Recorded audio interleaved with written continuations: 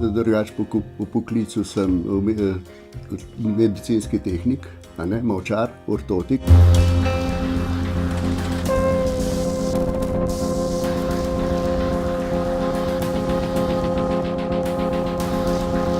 Sem šel pa v atelje, in sem tlele delal in to je pa moj sveti kraj. Ko so meni začele slike nekje dobre ratovati, pa da so bile meni všeč pa tako naprej, sem vedno skozi bolj užival. Eden v bistvu najbolj aktivnih in tudi ustvarjalnih in plodovitih ustvarjalcev tukaj, ki ga imamo v Tržiču. Do danes sem pa imel potem zdaj že 85 samostojnih razstav, pa več kot 100, okrog 120 nekaj takega skupinskih razstav. Človek, ki svojo srčnostjo in svojo neusahljivo v bistvu pač voljo ustvarja zase in hkrati za druge.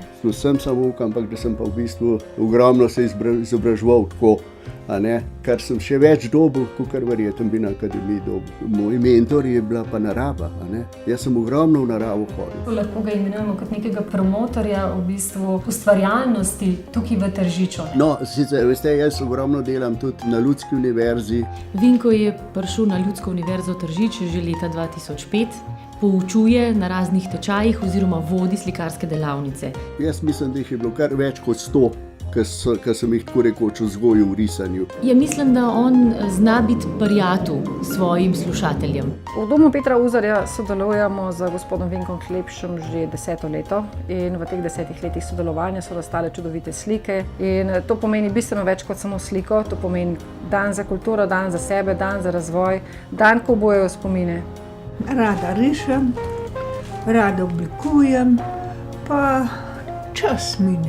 Najbolj lepo se mi je zdelo to, ko so recimo otroci, ki so bili na morju, pa so mi pa poslali risbo, tam so pa napisali, se zahvaljujemo, da smo šli lahko zaradi vašega denarja na morje. Že to je užitek, da nekomu nekaj daš. Likovna umetnost oziroma te delavnice z Vinkotom so neka dodatna priložnost, da se lahko potrdijo, da so tudi tukaj uspešni. Kar se tiče slikanja, bi rekel, je eno tak preprost hobi, ki človeka pomiri, ki ti da eno moč, ko nekaj lepega narišeš. Meni te delavnice, ko hodim Vinkotom, zelo veliko pomeni. Ko sem jaz to zmogel, jaz sem bil tako vesel.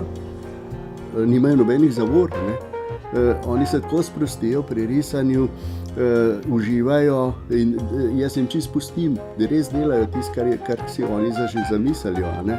Zahtevajo od tebe, da se ustaviš in da se mogoče zamisliš, spomniš na vrednote, ki so žal prevečkrat pozabljene.